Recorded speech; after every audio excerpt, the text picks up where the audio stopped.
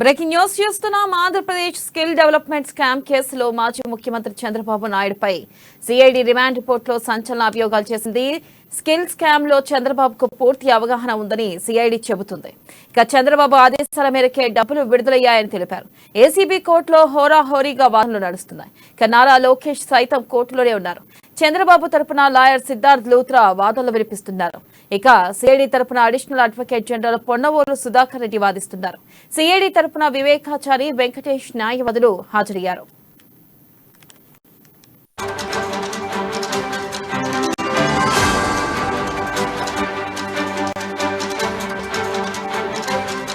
ఈ నేపథ్యంలో ఎలాంటి అవాంఛనీయ సంఘటనలు జరగకుండా పోలీసులు చర్యలు చేపట్టారు. కోర్టు ఆవరణలో బారికేడ్లు ఏర్పాటు చేశారు. శాంతి భద్రతలకు ఎలాంటి భంగం కలగకుండా అధికారులు చర్యలు చేపట్టారు. ఇలా ఉంటే చంద్రబాబును సిఐడి అధికారులు విచారణ ప్రారంభించారు. సాయంత్రం 5:10 నుంచి ఇవాళ ఉదయం 3 గంటల వరకు విచారణ సాగింది. ఇక చంద్రబాబును ఏకంగా 10 గంటల పాటు విచారించారు.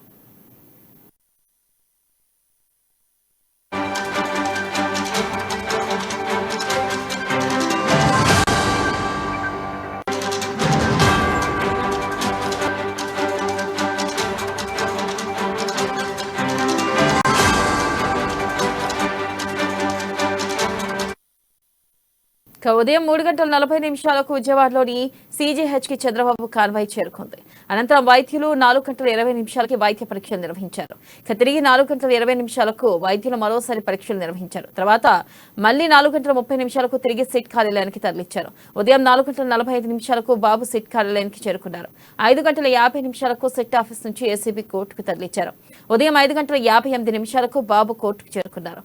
ఇక ప్రస్తుతం కోర్టులో వాదనలు ప్రతివాదనలు కొనసాగుతున్నాయి.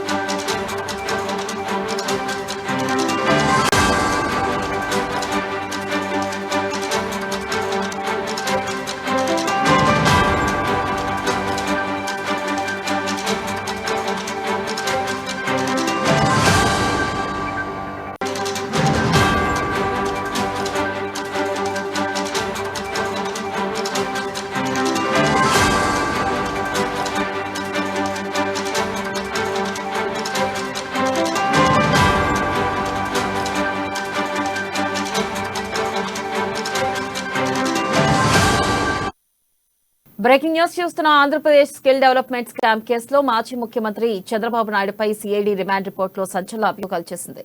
స్కిల్ స్కామ్ లో చంద్రబాబుకి పూర్తి అవగాహన ఉందని సిఐడి చెబుతుంది. ఇక చంద్రబాబు ఆదేశాల మేరకే డబ్బులు విడుదలయ్యాయని తెలిపారు. దీనిపై మరింత సమాచారాన్ని మా ఇన్పుట్ ఎడిటర్ శ్రీనివాస్ అందిస్తారు. శ్రీనివాస్, చెప్పండి. దాదాపు చంద్రబాబుని 10 గంటల పాటు విచారించినట్లు తెలుస్తుంది. ప్రధానంగా ఈ విచారణలో చంద్రబాబు ఏ అంశాలపై మాట్లాడారు? అప్డేట్స్ ఏంటి? గుడ్ మార్నింగ్ వెన్నెల. ఏదైతే స్కిల్ స్కామ్ కేసులో మాజీ ముఖ్యమంత్రి టీడీపీ అధినేత చంద్రబాబు నాయుడు అత్యంత నాటకీయ పరిణామాల మధ్య ఈరోజు ఉదయం 6 గంటలకు ఏసీబీ కోర్టులో ప్రవేశపెట్టడం జరిగింది. ఓపెన్ కోర్టులో పెట్టడం జరిగింది.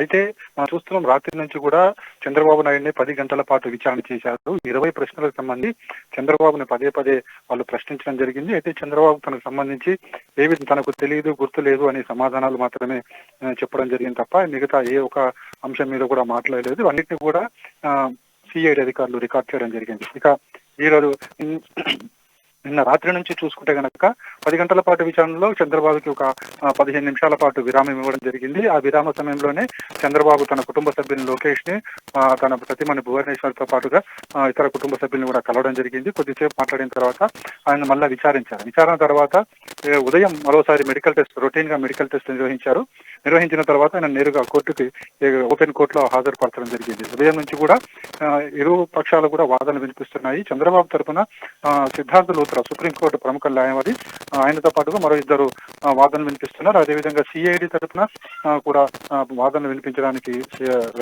ఆల్రెడీ స్టార్ట్ అయింది.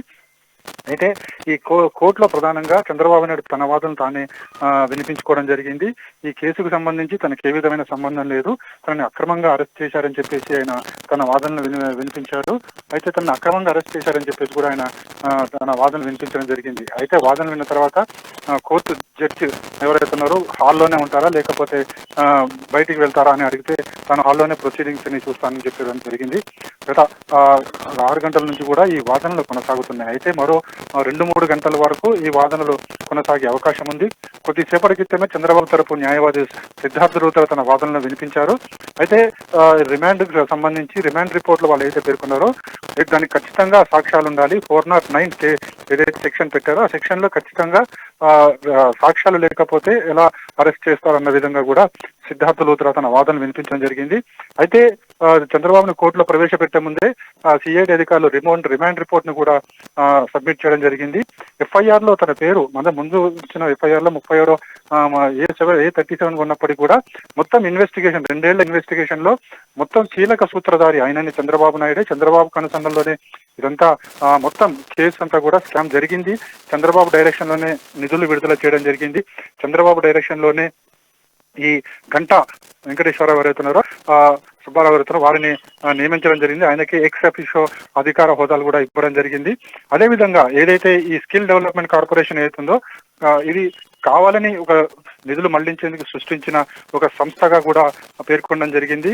అదేవిధంగా ఏదైతే జీవోకి సంబంధించి చూసుకుంటే కనుక ఏదైతే అప్పటి కార్యదర్శులు వారంతా కూడా అబ్జెక్షన్ చేసినప్పటికీ కూడా ముఖ్యమంత్రి తన ఆదేశాలతో నిధులను విడుదల చేయాలని చెప్పేసి స్పష్టంగా ఏదైతే నోట్లు ప్యాడ్ లో పేర్కొనంతోనే వాటిని కూడా ఇప్పుడు సిఐడి అధికారులు కోర్టు ముందబోతున్నారు. మొత్తానికి చూసుకుంటే కనుక ఉదయం నుంచి కూడా అత్యంత నాటకీయ పరిణామాల మధ్య ఈ చంద్రబాబుని కోర్టులో ప్రవేశపెట్టారు. ఆ తర్వాత వాదనలు ఇరుపక్షాల వాదన కూడా వింటున్నారు. కోర్టులో చంద్రబాబు తరపున 15 మందిని అదేవిధంగా సిఐడి తరపున 15 మందిని మాత్రమే అనుమతించడం జరిగింది. అత్యంత ఉత్కంఠ వాతావరణం పరిస్థితుల మధ్య ఈ వాదనలు కొనసాగుతున్నాయి. అయితే కోర్టు ఇచ్చే జడ్జిమెంట్ ప్రకారం కూడా తదుపరి చర్యలు ఉండబోతున్నాయని చెప్పేసి కూడా తెలుస్తుంది. ఒకవేళ కోర్టు కనుక చంద్రబాబుకి రిమాండ్ విధిస్తే కనుక చంద్రబాబుని అలా జైలుకు తరలించేందుకు ఏర్పాట్లు కూడా చేసుకున్నారు. మరోవైపు చూసుకుంటే కనుక తనకు ఈ కేసుకు సంబంధించి ఏ విధమైన సంబంధం లేని చంద్రబాబు పదే చెప్తున్నారు కాబట్టి దీని మీద కూడా ఏ విధంగా చూస్తారనేది కూడా చూడాల్సిన అవసరం ఉంది. మొత్తానికి చూసుకుంటే కనుక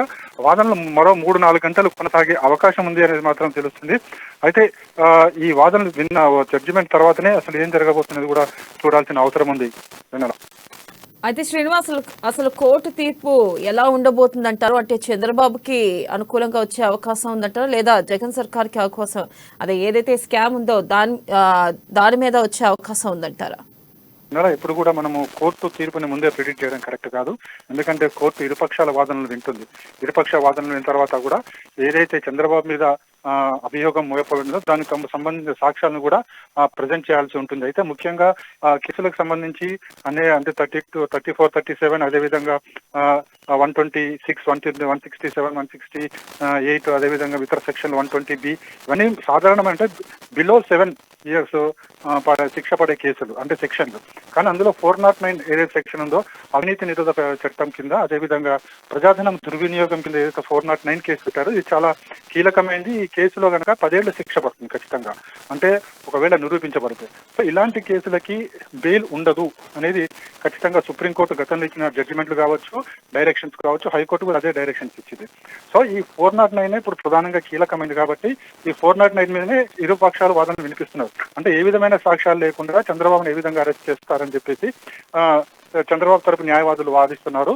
అయితే తగిన సాక్ష్యాలు తమ దగ్గర ఉన్నాయని చెప్పేసి కూడా సిఐడి పేర్కొంది. ముఖ్యంగా చూసుకుంటే కనుక ఈ కేసుకు సంబంధించి చంద్రబాబు నాయుడికి సంబంధించిన 2 వ్యక్తులు ఎవరైతే చంద్రబాబు నాయుడు దగ్గర పిఏగా పనిచేస్తున్న పెండ్యాల శ్రీనివాస్ కావచ్చు, అదేవిధంగా ఏదైతే కంపెనీ ఒక బినామీ కంపెనీ ఏర్పాటు చేశారో ఆ బినామీ కంపెనీ సంబంధించిన వ్యక్తి ఇద్దరు కూడా దేశ విడిచి పారిపోయారు. ప్రస్తుత పరిస్థితుల్లో చంద్రబాబుని కనుక వదిలిపెడితే కేసును మొత్తం కూడా తారుమారు చేసే అవకాశం ఉంది, ఇన్ఫ్లుయెన్స్ చేసి సాక్ష్యాలను కూడా మార్చే ప్రమాదం ఉందని చెప్పేసి సిఐడి తన వాదనలు వినిపించబోతుంది. అందుకోసమే ఈ వాదనలన్నీ కూడా విన్న తర్వాతనే జడ్జి తన తీర్పును వెలువరించబోతున్నాయి. అయితే ఒక ఉత్కంఠ అయితే నెలకొని ఉంది. అయితే ఏం జరుగుతుందో చూడాల్సిన అవసరం ఉంది. వెన్నెల